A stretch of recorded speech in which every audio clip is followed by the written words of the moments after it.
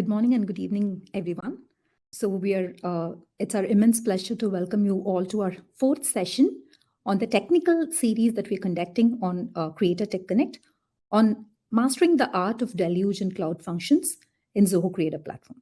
In the past few months, we've been conducting this extensive session on Deluge inbuilt functions and Canvas Builder as a technical series. So for those who are not aware of what a Creator Tech Connect is, it's a month-on-month session. Usually it happens during the second week of every month. And here it's a series of sessions where we delve deep into the technical nuances and the nitty-gritties of the problem statements or the use case scenarios that you handle within the Zoho Creator platform. So we believe that it's incredibly important for a developer to understand the function or, the syntax, and most importantly, when and where appropriately these function needs to be used while building a solution in Creator, right? So hence we came up with the idea of conducting sessions substantially on the built-in functions.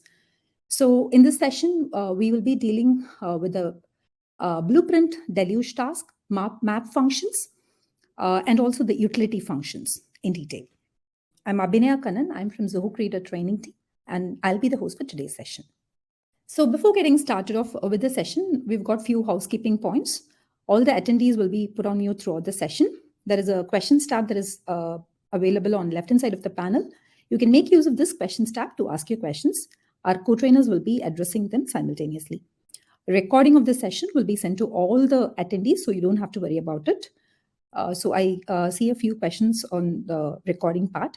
And if any polls and surveys are conducted during the session or after the session, please do participate in the polls and surveys actively. Your suggestions are most important to us in framing our upcoming sessions. So here is the agenda for today. I'll give an introduction about Blueprint Deluge task. We'll give you the use case demonstration, and I'll take you to the map functions. And following that, I'll give a few demonstration on the map functions. Then we'll move on to the utilities, how it is being handled within the Zoho Creator application. A small demonstration will be given on that. And following that, we'll conclude with the best practices and key points to follow. So what a Blueprint Deluge task is and when it can be used. So as you know, Blueprint is a business process automation tool, which is used for automating your business processes. Whenever multiple stakeholders wants to communicate seamlessly, then you can bring Blueprint into your task, right? So there are two processes, two important components within Blueprint. One is stage, another is transition. So when you take a process, any business process for that matter, you'll have different milestones for the process, right? So these milestones we call a stage, and for you to move from one stage to another stage, we use transition. So these are the two important components of Zoho Creator. The Blueprint, right? So there are instances where you want to change this stage or a transition for the records that's added through Deluge, right? So that is a case where this Blueprint Deluge task comes into play. So what are the three categories of Blueprint Deluge task? We have Blueprint attributes, we have Blueprint change stage, and we have Blueprint execute transition. So we'll get into each of these topics one by one. First is the Blueprint attribute. What is this Blueprint attribute? So if you wanted to get the details of the Blueprint, maybe which stage the Blueprint or the record is in, or if you wanted to get the status, or if you wanted to get the Blueprint name of the Blueprint associated with a specific record in the report, then we go for the Blueprint attributes. So how do you, these are the syntax that you have to use while you're using Blueprint attributes. Input.blueprint.name if you wanted to get the name of the blueprint for a particular form, and input.blueprint.current stage. So if you wanted to get the current stage of a record within your report, then you can make use of input.blueprint.current stage. And the third one is input.blueprint.status. So what is the current status of your blueprint? If it is active or inactive, then you can make use of this attribute called blueprint.status. Right? So here we can see the syntax of how you can get the name, current stage, and status. So here you can see the collection variable. We've done a fetch, form link name, and within that criteria dot blueprint dot attribute. And alternatively, you can also use this collection variable is equal to, you specify the form link name and blueprint dot current stage, and you can specify the operator and expression. So we'll also be showing the use case demonstration in a while. And coming to the blueprint change stage. So where do we have to use this blueprint change stage? So this will let you change the blueprint stage of Reckitt from one stage to another stage without performing any transition in between. So here is the syntax. While this app.blueprint.change stage, and you're passing form name, blueprint name, stage name, and the Reckitt ID as the list of arguments, right? And the third one is blueprint execute transition. So this will let you perform any succeeding transition in your blueprint stage. So this will be demonstrated with the example as well. Here is a syntax for syntax sample. This app.blueprint.execute transition, and you're passing form name, blueprint name, transition name, and the Reckitt ID as a parameter, right? So when you're passing the Reckitt ID as a parameter, it'll, without having to execute the transition manually, it gets executed automatically when the function is being executed. So where do we use this blueprint change stage, or where can we use this execute transition? So on successful form submission, whenever you write a workflow on successful form submission or within the custom functions, you can make use of this blueprint execute transition and also blueprint change stage. Have it discussed with a use case for the better understanding. Let's take Zilker service tracking. So this is the app that we have built. And here I've listed the list of modules or the forms. We have admin form, we have staff details being maintained, and we have product details being maintained. So customer details, customers can register complaint through register complaint form, and also we're maintaining the compliance status. So for these complaints, you can raise the invoice as well. So here is a process flow. Let's take a scenario where the customer is given a portal access, and customers can raise their complaints or register their complaints through the portal. Once it gets registered, the organization user, they can assign the staff member to the ticket or the complaint.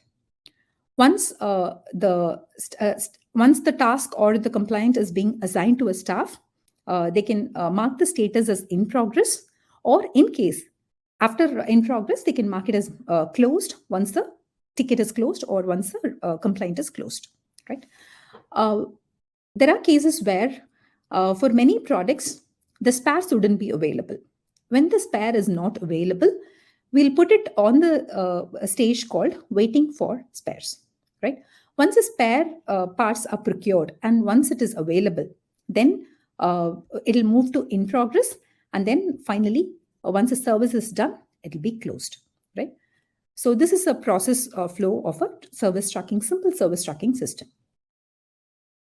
So what are the use cases that we are going to see within this Zilker service tracking? So first, we're going to take blueprint attributes. Let's say there are a few statuses that you can see. Compliant is registered, and after that, we have milestones, or what we call it as stages like in progress, waiting for spares, and closed. So in the first case, we will look at how many number of closed complaints are there in the report using the blueprint attribute. That is the first use case. And the second use case is making use of the blueprint change stage.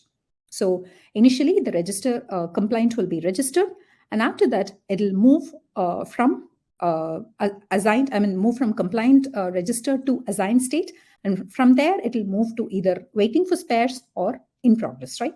So let's say within the report, there are around 1,000 Reckitts, and for around 500 Reckitts, or probably for around 100 Reckitts, it's in the status called waiting for spares. Now you wanted to change the blueprint stage from waiting for spares to closed. Let's say the spare parts has arrived. In that case, you can make use of this blueprint change stage and change the stage from waiting for spares to closed. for one record or for multiple records by iterating through the records. And coming to the third use case. So you're going to execute the transition. Let's say the existing record is in progress, or let's say it is in assigned state. We have assigned the task. Now, without having to perform the transition manually, I wanted to perform this transition through the execute transition function, right?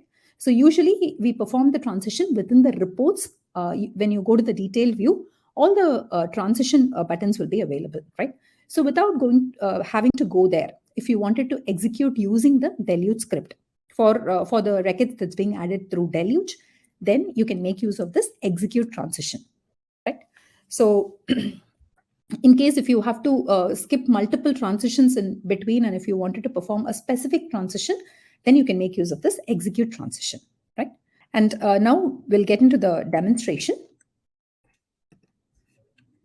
So now I'm within an account called webinarcreator6@gmail.com, right? So here we built a solution called Zilker Service Tracker. So in this Zilker Service Tracker, we have admin report. We've added an admin, and we have all the staff details added to the staff master, and we have all the product details. Within the product details, we have product name and product category, right? And we have added a few products along with the product category.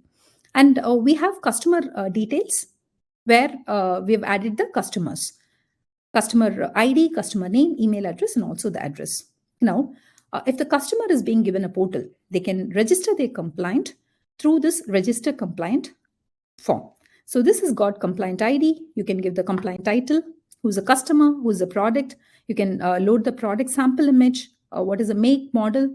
You can give description of the problem or what needs to be serviced. And finally, you can assign this staff using the blueprint, right? And once it is being added, once you add your compliant, it gets inserted into this compliant status module, right? And we also have invoices. I'll just refresh it again. So this is the compliant status.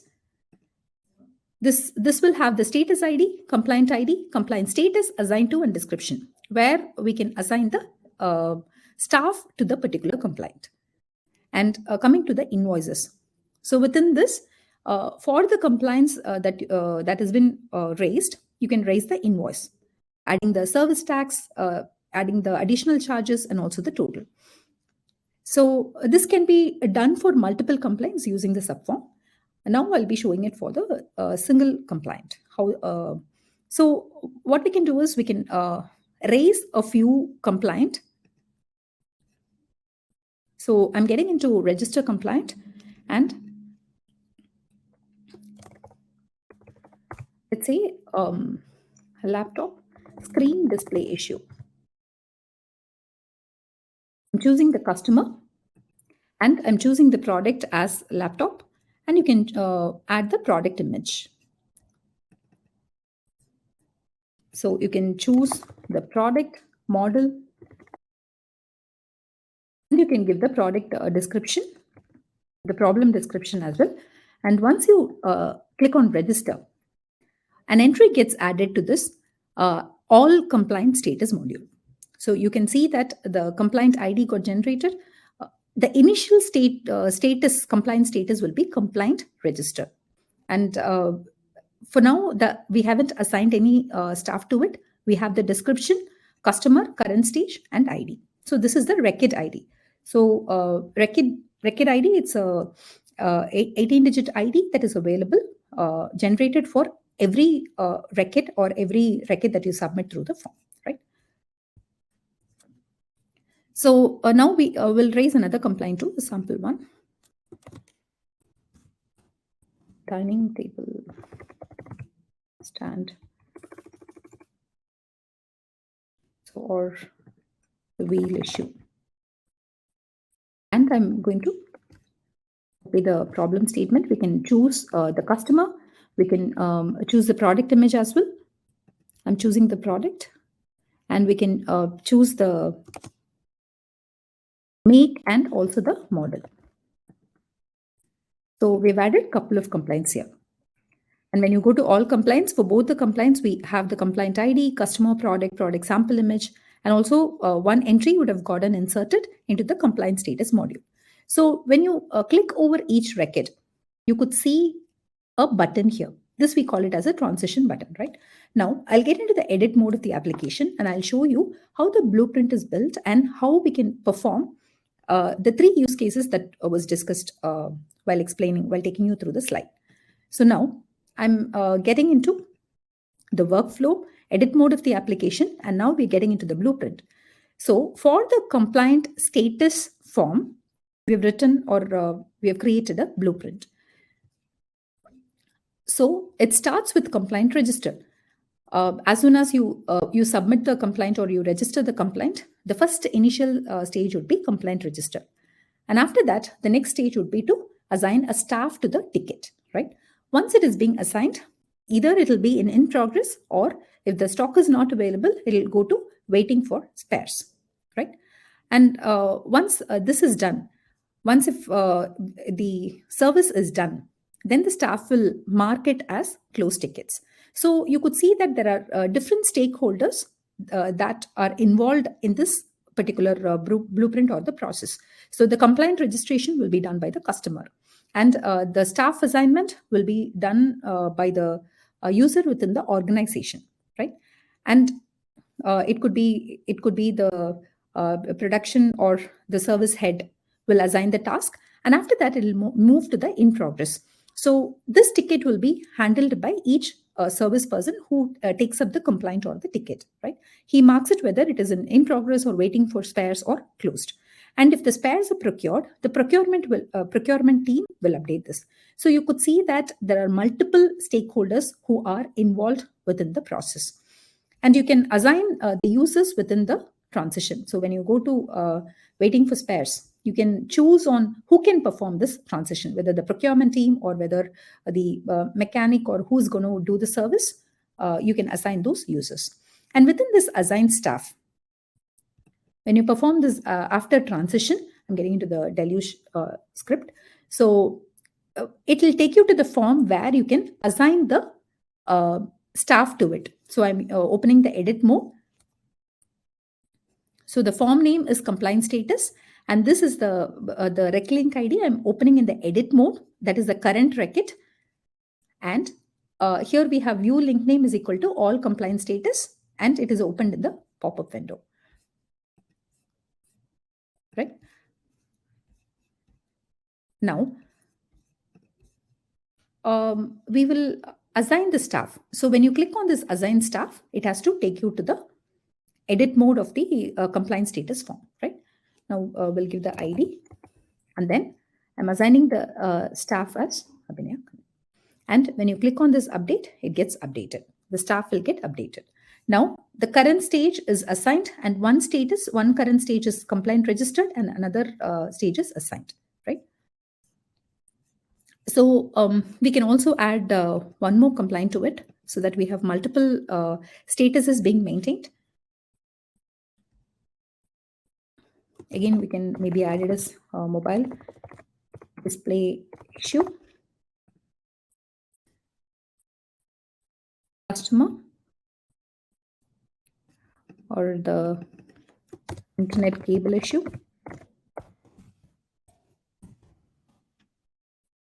I'm choosing internet cable as a product, and we can add the product image. So you can add the make and model as well, and we can give the product description again. So once it is registered, again, the status gets added to the compliance status module, right? Now, there are two current stages with compliant registered and one with assigned, right? Now, what we'll do is we'll take the first use case. The first use case is we're going to take the count of the number of stages, right? So I'm getting into edit mode of the application, and I'll get into the function. So as I mentioned, this blueprint attributes can be performed within custom functions as well. So let's write a blueprint function called, I'm naming the function as blueprint attributes And I'm also giving the namespace as Blueprint Deluge task. We are segregating all the Blueprint Deluge task into this particular namespace. So create a function and we'll follow the syntax. So coming to the syntax. When you take Blueprint attributes, there are a couple of syntaxes that we should follow, right? Collection variable is equal to form name, blueprint.current stage is equal to expression. Now, it can be done for the single record and also it can be done for the multiple records. Now, we'll perform it for the single record. I'm going to give the collection variable as C underscore closed compliant. So I'm using the standard variable name with C underscore because it's a collection variable. So the collection variable can have can be either map or a list, right? So and I'm giving the form link name. So here the form link name is compliant status is the form link name, right? So I'm going to give blueprint.current stage is equal to, I'm giving the expression.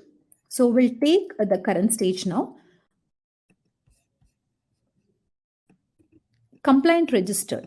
So there are two current stages with compliant registered, right? So I'm giving the expression as compliant registered, give it with the double quotation.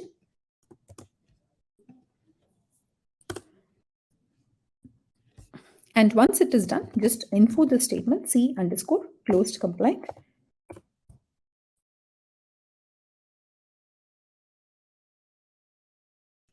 Save and then execute this function. Once you execute this function, it is showing you the ID. And the next step that you have to do is you're taking the count.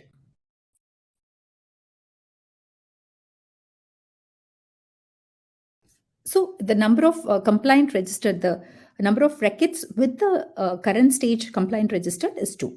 It is showing up the number. In case if you have to iterate through the record, that is also possible. So I'm clicking on done. So this is with the Blueprint attributes. And coming to the next use case. So what if I have to move from a compliant registered status to the assigned state or the in progress state directly? So if I have to change the stage, then I'll have to use blueprint.change stage, right? That's the next Blueprint Deluge task. Or if I have to move it to move it from waiting for spares to in progress. Let's say that from compliant registered, I'm assigning a staff here. The status ID can be auto-generated. You can write the deluge script for the same. So we have two with assigned and one with compliant status. After assigning, the current stage is waiting for spares, right? Now, we're going to change this waiting for spares from this stage to the stage called in progress, right? So within the blueprint, we had in progress as one of the stages, right? Okay, now I'm getting into the function.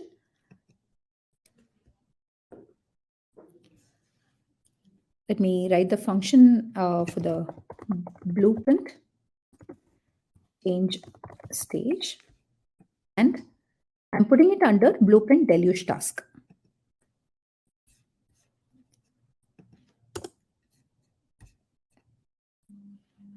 So let's write a if condition here.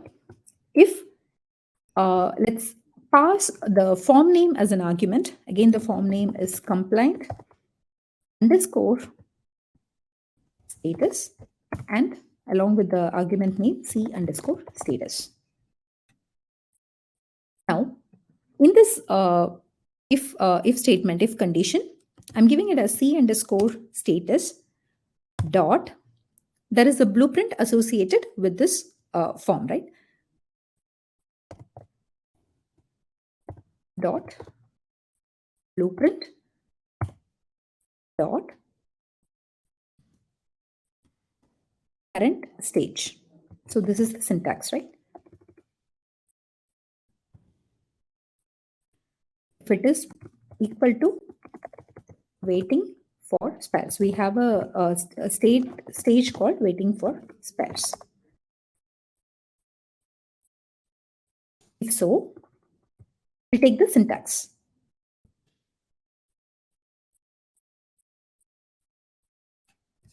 So our co-trainers would have shared the link for the blueprint task.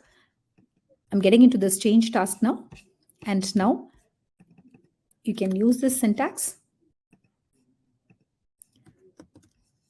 So this app.blueprint.change stage, and you're giving the form name as the compliant status.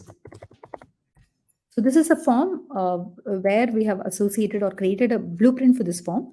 And you're giving the blueprint name as the blueprint, actual blueprint name is status update. And now, which stage do you want to move to? The stage is called closed. So you're also specifying the record ID, C_status.id. So when I'm passing the ID, it has to move from that particular stage to the closed stage, right? Now save it. And once you execute, it will ask you for the compliant number. Now this is the ID for waiting for spares. Let me copy this and paste it here. Once you submit, it's executed successfully. And when you get into your report from waiting for spares without having to perform it manually, while passing the record ID, it has changed from waiting for spares to closed, right? So this is another use case. So for a single record, if you have to change, you can perform it right from the record, right from the report itself. If you have to perform for multiple records, how do you do that? So we've already written a task for it. If you have to perform the change of stage for multiple records, you have to iterate through the list of records. First, we are doing a fetch statement. So within the collection variable, I'm fetching the form details named compliant_status, and the condition is blueprint.name is equal to status update. So this is the name of the blueprint, right? And after that, once all the records will be stored in this collection variable, I'm iterating through the list of records stored in the collection variable. And here the record is the loop variable that I've created, right? I'm using it within the for each. So, and again, I've added another variable called update status, within which I've added the blueprint stage, this app.blueprint.change stage. So you have to change it from status update. So you're changing all the records that you're iterating into the closed state, right? And here you're giving the status ID. So this is how you perform the blueprint change task for multiple records. So coming to the third one, which is execute a transition. I'm again getting into the blueprint. So we'll look into what are the transitions. We have assign staff in progress, closed ticket, spares procured, and waiting for spares, right? So if I have to change the current transition from, let's say, waiting for spares to directly closed, how do I perform that? Using execute a transition. So in case if I have to skip multiple transitions in between, and if I have to perform it to the succeeding transitions, so how do I do that? So let's write a function for the same.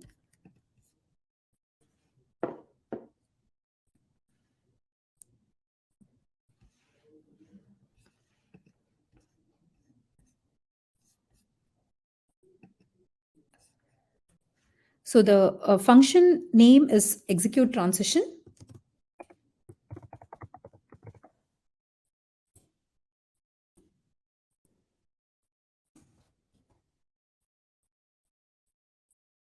And again, I'm placing it under the Blueprint Deluge task, and I'm creating the function.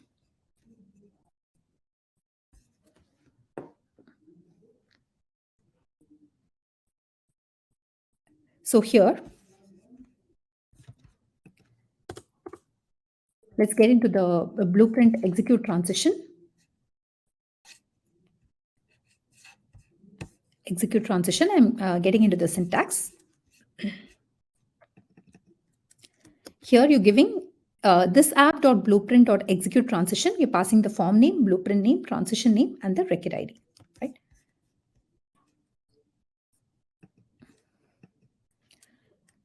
Let's do a fetch here.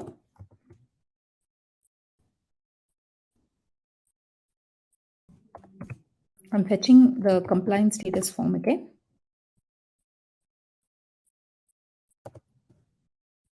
And if blueprint dot current stage is equal to, so let's get into the records.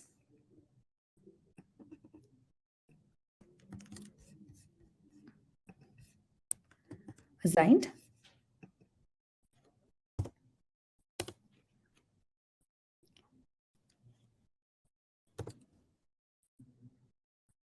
Update as a variable name, and let's add the Blueprint Deluge task.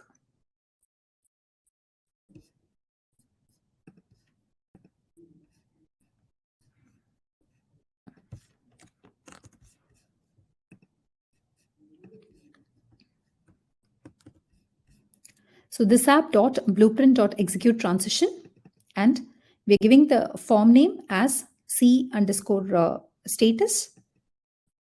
or we can directly give in the form name compliance status, and we can give the blueprint name as status_update.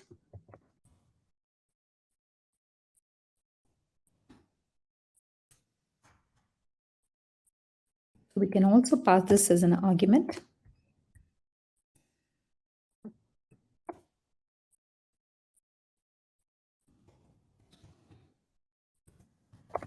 Form name, and I'm giving the argument as execute exe. And what is the transition name that I wanted to directly perform? So the transition that I wanted to do is, I'm getting into the blueprint now. Workflow, and I'm getting into the blueprint, status update, and for a specific record, if it is an assigned staff or so we have assigned as one of the statuses. And the transition that I have to perform is waiting for spares. So I'm taking the transition link name. So for which record ID should I have to perform? C_exe.id.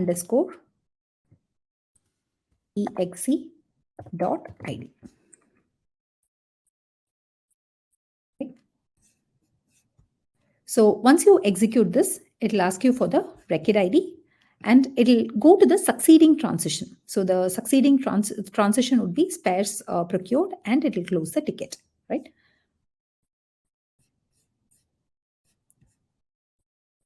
So let me get into the record ID, pass the record ID.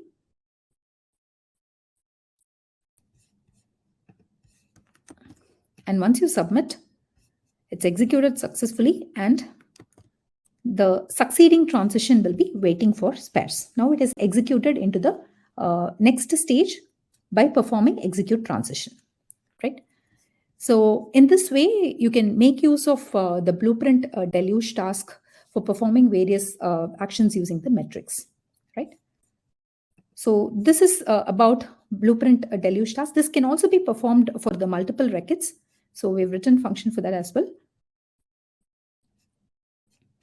So we can share the DS file to all the attendees who have attended the session. You can make use of the DS file to, check or revisit all the functions. So coming to the next topic, which is map function. I'm getting back to the presentation now.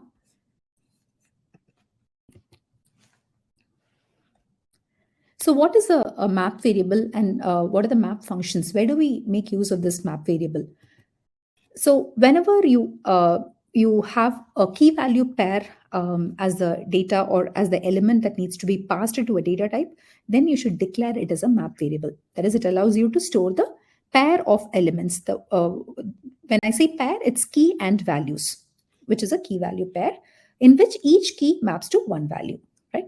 I'll show you the sample as well. And these are the different functions. Whenever you're declaring a map variable, you can perform all of these functions. So there is always a difference, confusion on the list, map, and the collection.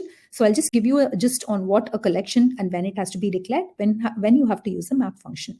So when you have to just pass the key value pair as the list of elements, then you'll have to make use of the map variable. And if you have to pass the array of elements, not in the form of key value pair, then you can make use of the list variable. So collection variable is nothing but it can either be a map or a list, right? So whenever you declare a particular variable and when you keep a dot over it, all the functions relevant to that particular variable will be listed. So similar to that, when you declare a map variable and when you keep a dot, you can perform, these are the scopes of operations that you can perform. So you can search for the key, you can search if it contains a specific value, you can get the key and the value. So you can insert it into another application or to another form, and you can use this put all to add all the records. We have remove. If you wanted to see the size of the key value pair or the list passed into the map, then you can make use of the size. And also we have not, contains, and clear. So we'll discuss a few of these map functions while demonstrating through an example. So let's look into the use case. So there is an application called Zilker Legal Management that we've built. So this has got the list of modules like lawyer repository, list of lawyers, list of clients that we have, and also what case are they dealing with, case details, right? So we will be making use of the map function within this Zilker Legal Management. Now, let me get into the application. So within the same account, we have legal management system. So this legal management system has got the list of lawyers maintained, and we also have the case details, all case details, which has got the case number, start date, end date, lawyers, and the client details, right? And also we have the client details being stored in the client form, and departments, different departments, roles, etc. Right? Now, let me close this off. I'm getting into the edit mode of the application. So go to the workflow and I'm getting into the function. Now I'll show you how to declare a map variable and how you can make use of the map functions. So to fill the data within the form called case details. So I'm getting into this case details. So these are the list of fields: case name, start date, end date, and lawyers that is available within the case details form. Now we're going to pass the static value into this particular form using the map variable and map function. So create case details. And I'm giving the namespace as map function, create function. And now in the create case details, let's create a map variable. So whenever I create a map variable, let me use m_case. And when you give it as create map, you have create list, create map, and create collections, right? So I'm giving create map. So this will be taken or considered as a map variable. As I said earlier, so this will take the key value pair as a value. And now let's also declare an empty map. I'm just giving the empty map name as m_test. I'll tell you why I'm creating this empty map. So we have a form called lawyer form, right? Let's create a collection variable and we will do a fetch. I'm fetching all the lawyers and there is a field called lawyer. For a particular lawyer, I'm going to give the case details. We already have a lawyer named Srinath. So for this lawyer, I'm going to add the case details. So this is a map variable. I've just done a declaration. And this is a collection variable where I've collected all the lawyer information and then I've stored it in the collection variable. Once you click on this m_case dot, so all the relevant functions or the scopes of operations that you can perform within the map variable will be listed here. So we have get, put, which is used for inserting. If you wanted to convert it into to file, or if you wanted to get the key within a particular value, key value pair, you can use contains key, contains value. So I'll explain each of these functions, few of these functions. So m_case dot, I'm using put off. So put is nothing but if you wanted to add a key value pair to a specific form or to a specific record, then you make use of m_case dot put off. In this, you're passing the key and also the value. Here, the key is going to be the form field link name. So the first field is case_name. Let me quickly get into the legal management system, edit mode, the case details. And here we have the form link name, the field link name as case name, start date, end date. And in the start date and end date, we are using the format DDMMMYYYY, right? Now, the key is this and the value is, I'm just giving it as 22nd September. Since the format is DDMMMYYYY, I'm giving the format as the same, right? Sorry, this is the date. So we'll enter the case as the test case. We'll pass the start date and also the end date. m_case dot put off. The next one is start date. E and I'm passing the value as 22 September 2023.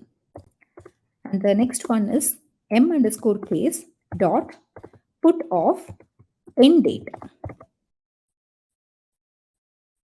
I'm taking the field link name. And I'm giving the end date to be, let's say, 27 or any sample end date. I'm ending this with a semicolon.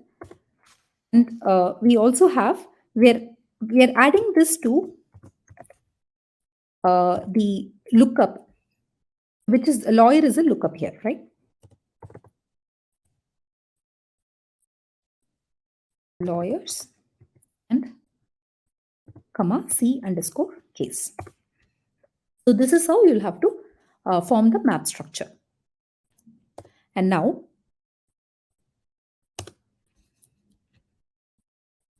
you can use m_response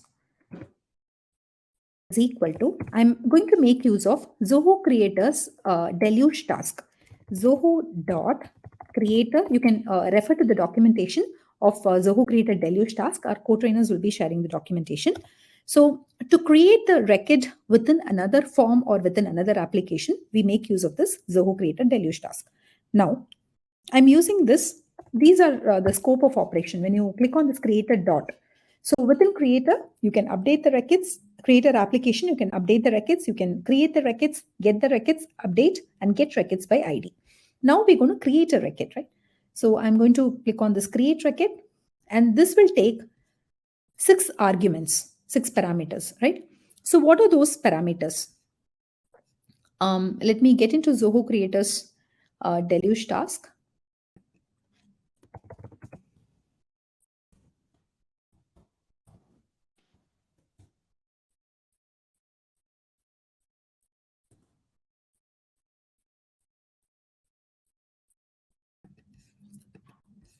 So when you get into Zoho Creator's Deluge task, you can see create record, and here we have owner name, app link name, form link name, input values, and other parameters along with the connection.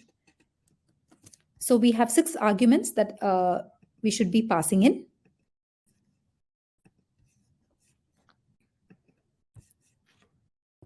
So this is a sample that we can make use of. Here, I'm going to get the owner name for that. Let me copy the URL, comment it, and the owner name is webinar T0 at Zoho Test. So I'm passing that as one argument. And the second one is the form name. Owner name, application name. The second one is the application name. I'm passing that as a second parameter. And the third one is a form link name, right? So within this, we're using case details. This is the form name. And we have to pass the map. m_case is the map variable that we have created. We also have to pass, since there are 6 arguments that needs to be passed, we are creating one empty map variable, and we are passing that also as an argument, as a parameter. And then finally, we should pass the connection. So I've already created a connection with Zoho Creator. So you can get into the microservices.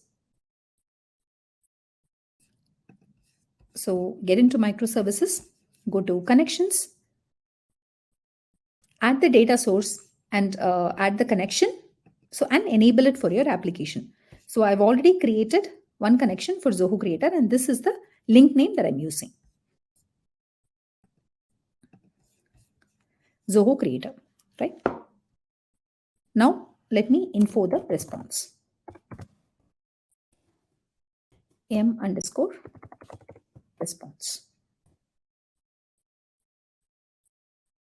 Save it.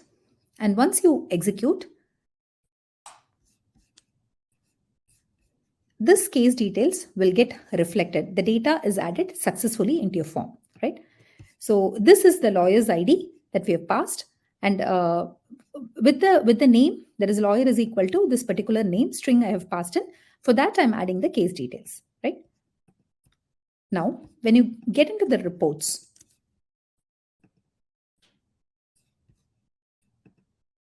you can see that case 3, start date, end date, and the lawyer name is added, right? So in the same way, you can also use other variables. Let's say I wanted to clear this map data that I've added. In that case, I'll use m_case dot clear. So this removes all the key value pairs from the map.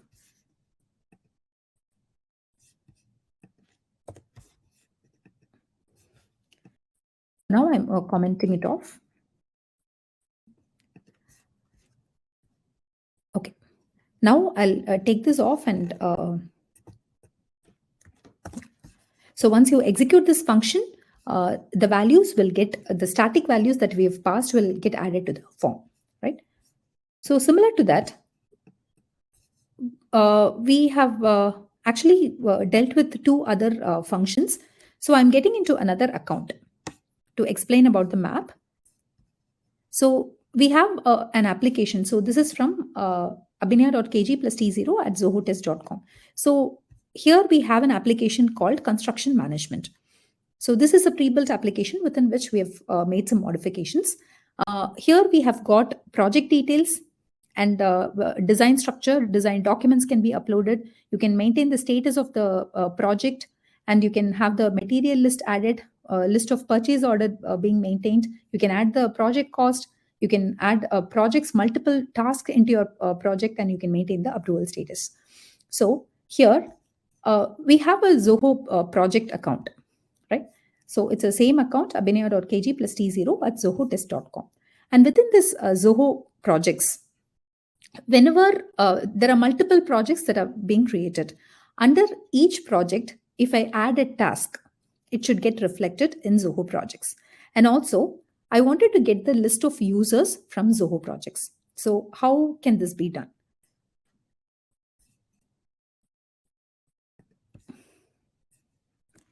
Let me refresh this. So I'll quickly walk you through the code.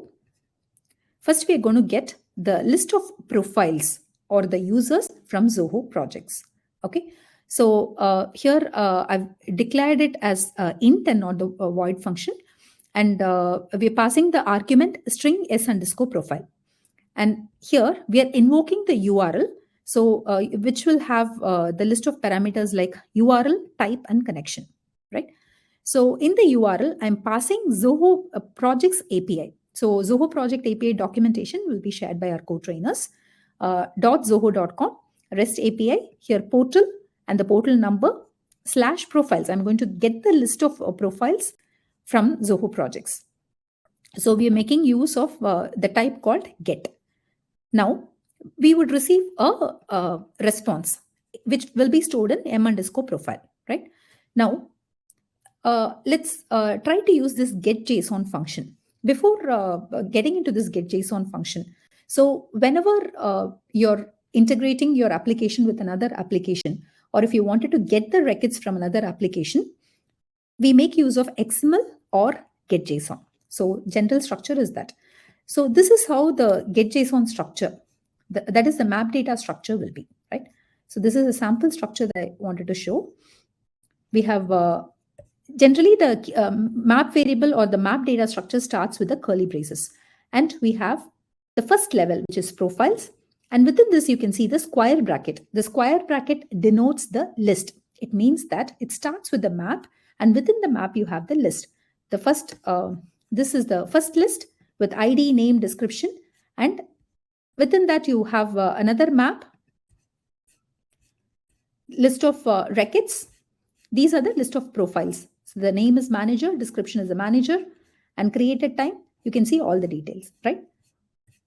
So multiple key value pair. This is the key and this is the value. And if this is the key, so this we call it as level 1.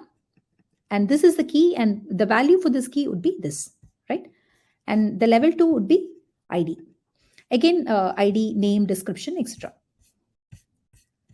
And this is stored in the form of list. So that is why it is enclosed using the square bracket. So this is how your map data structure would look like, right?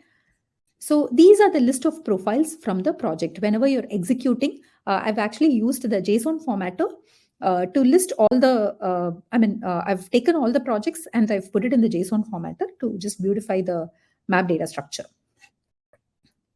So now, if I wanted to get into multiple levels, let's say I wanted to get the name of the employee. So here, this is the first level in the map data structure. I wanted to get this profile using get.json. And internally, the second level is name. So I wanted to get the name as well. So how do I do that? So that is when we make use of this get.json. Info m profiles, m underscore profiles is the response that you get, right? Get JSON of, you're passing in that key. So the key is profiles here. And let me save and execute. Once you execute, so you can see that it starts with the ID. So it's not showing up the profile, right? It shows the ID. So without this get.json of profile, let me show you how it is getting executed. When you execute, it shows along with the profile, right? So when you use get.json of profile, so the next level, that is the profile, the ID and other things will get populated, right? Now, we have all the profiles, which we have to store it within the list. So here is the list variable. L underscore profile is the list variable. And now we have everything stored in the list, and we're going to iterate through the list. And here I'm iterating through the list. And this is the loop variable, L underscore rec. And I'm checking L underscore rec dot get name of. So if I have to get a specific profile, then I can get the name of the profile, dot equals ignore case, s underscore profile, and v underscore profile is equal to, I'm getting the ID of that profile, and break. So what are the profiles that we have? We have employee as one profile, and we have client as another profile. Now I wanted to get employee profiles ID. In that case, I'll pass the argument as, so within the map, we have used getJSON. We saw how to use the put function, and we saw about the break as well. I mean, the clear function as well. Now, if we execute it, I'm passing the profile name. So we're giving equals ignore case because it might be case sensitive. So we are getting the exact profile. And if you wanted to execute the ID, so you can get the ID as well, right? So return v underscore profile will return the ID of the profile that we are giving as the value. So this is another way of using the map function. And with this, you're getting the data from projects. Now, if you have to push the data to projects, again, I'll get into the function. Again, we are making use of the projects API. We're getting the list of users using invoke URL, get function, and m underscore user response is the response where, is the map variable where you get the response, and it is getting, it's stored in m underscore user response, right? We've already established the connection using the microservices connection option, and the connection link name is Zoho projects. And here, the next step is to post the task. Whenever you're creating a task within Zoho Creator, it has to be pushed to Zoho projects.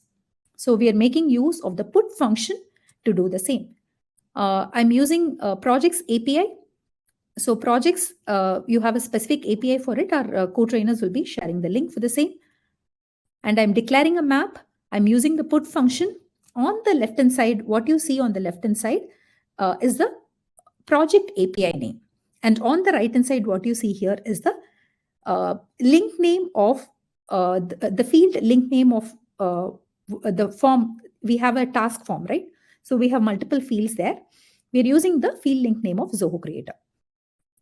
The first is the task name, person responsible, current date, the start date, and also the end date, right?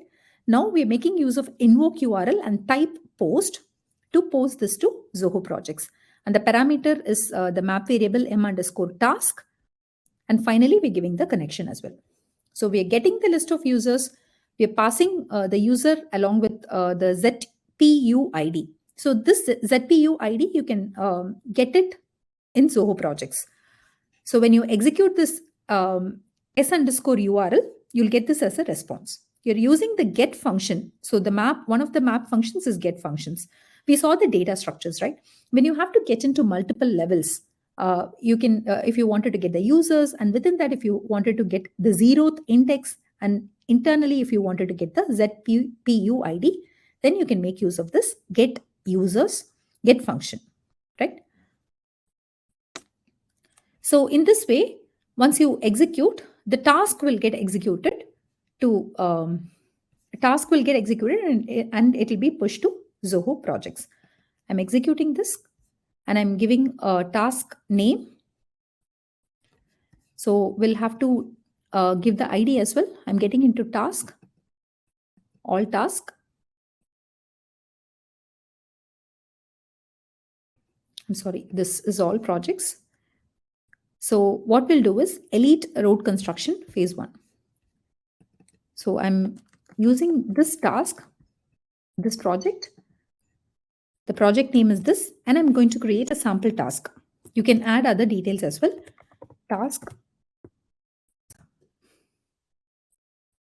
Once you submit, you can see that this has gotten executed successfully, and I'm getting into the JSON formatter. Beautify it. And you can see the map data structure, profile type, role, etc. Right? now we have executed this successfully. When you get into Zoho projects, and when you get into the specific project called Elite Road Construction, you can see that task sample has gotten created, right? In this way, you can make use of the map function, map variable, to put the data or get the data. Various functions of maps can be utilized in the integration task as well. So this is another example. Now I'll quickly take you to the next function, which is utilities. So whenever you're sending a URL, in case the URL or whenever you're sending a string or the text, it might have the special character or the space or any sort of space or special characters or number, right? So the system has to recognize, or the flow will be disrupted when the URL is sent to, whenever you're using the integration task or whenever you're using the query parameter. So to handle this, to encode the string with special characters or the space, to encode the URL expression with the special characters or the space, we make use of this URL encode and URL decode. So here are the few use cases. When you wanted to construct a dynamic URL, or if you're using handling a user input, when you're passing the parameters or user input through the string, or if you're integrating with an external API, and if you're doing a data retrieval, let's say you have a specific API, you're passing a query, and if you're getting the data from that particular API, then this would play a major role. That is the encoding of your URL or the text would play a major role. So for the encode URL, we have URL encode. This is the syntax, zoho.encryption.url encode. So it takes text as an argument and it returns after encoding it. So this encoded text will be decoded or decrypted using zoho.encryption.url decode, and you're passing the string. So within our Zilker service tracking system, we've handled a use case.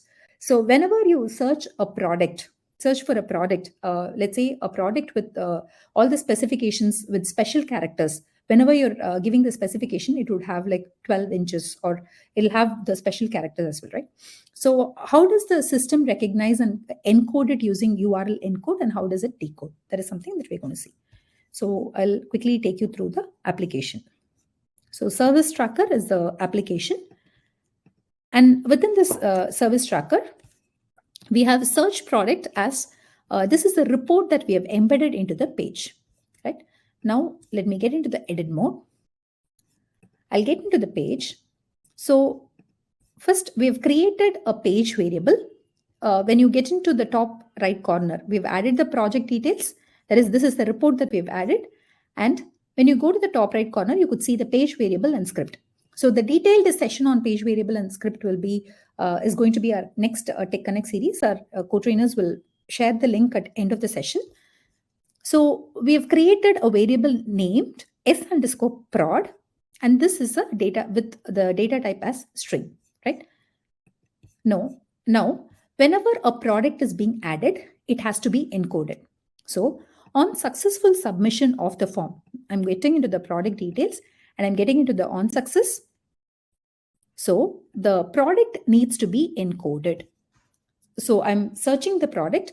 When someone is searching the product within the product details, so s_prod is the variable that we have created and the data type is string.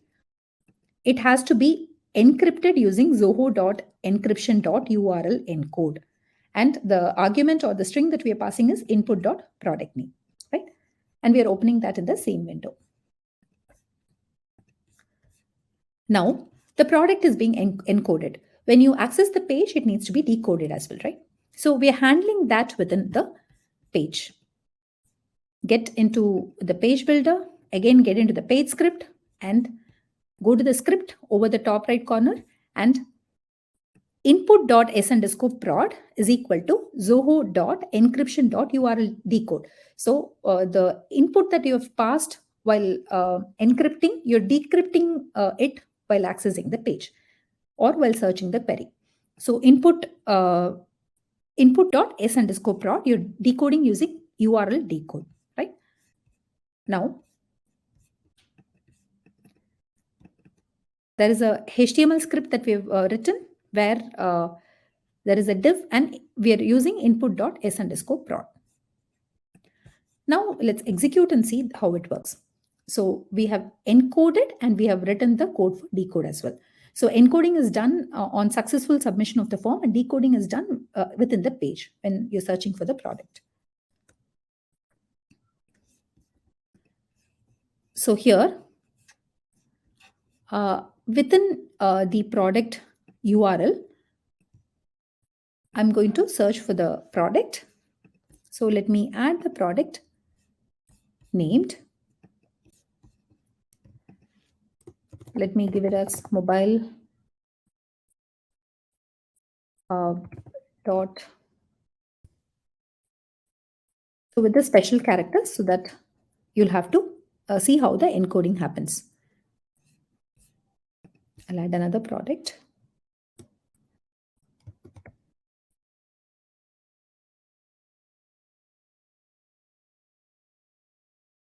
So now you could see that when someone is searching for the product, when the user is searching for the product, which contains a special character and the number, it also has a space, right?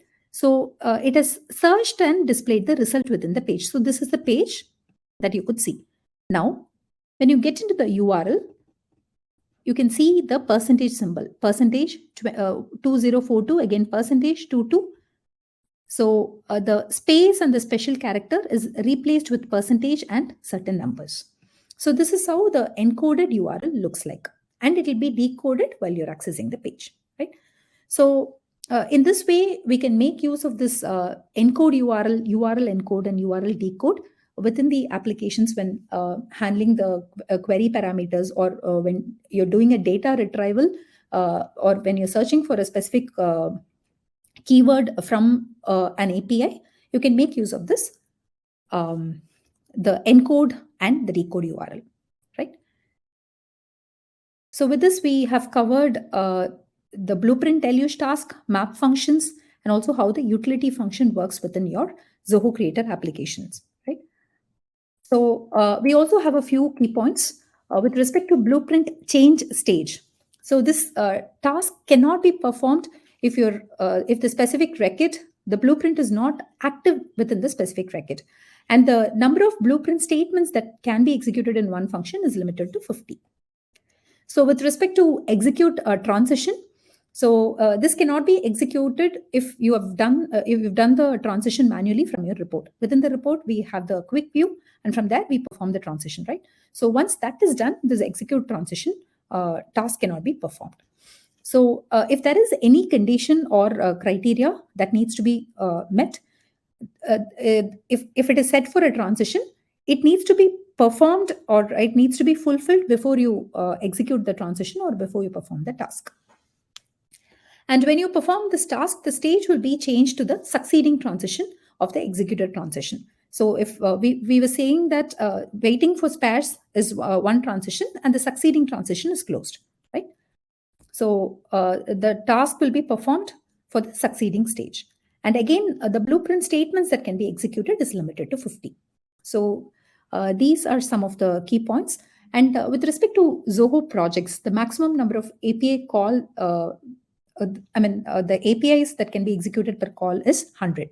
And with respect to Zoho Creator, it's 200 records per call. With this, we're coming to end of the session. What's planned for the next session? So for session 5, we will delve deep and will extensively see how the page variable is handled with different scenarios. And in session 6, we'll be closing it with the cloud functions. So we have upcoming sessions in our learning table series. So learning table series is a month-on-month series that where we take a specific industry each month, and we handle an application, or we create an application for a specific use case for that industry, and we'll demonstrate during the demo, the series. So this happens on October 5th, 11 a.m. IST time. Here is a QR code. You can use this QR code to register for the session. We also have another session in Creator Tech Connect series, which is on the page variable, which is happening on September 21st, 11 a.m. IST time.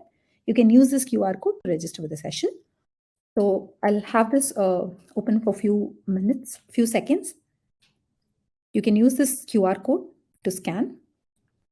And now, as you all know, it's a developer month. September is a developer month, right? And we had our developer day yesterday. So as a special offering of the developer month, we're giving free training workshops on the stage 1 for business user and stage 2 for developers. So you can register for these sessions using the QR code. So for business user, it's happening on September 19 to 21. So it's a 3 days workshop. And for developers, it is happening on September 25th to 27th. It'll have all the advanced topics covered in the Zoho Creator platform. You can have this QR code, scan this and register for the session. So simultaneously, if you have any questions as well, you can post it in the questions tab. We'll have this answered. With this, we are coming to end of the session. Hope you had a few takeaways from the session. Thank you so much for being part of the session. Thank you. If you have any questions, further questions, you can write out to training@zohocreator.com. Thank you so much.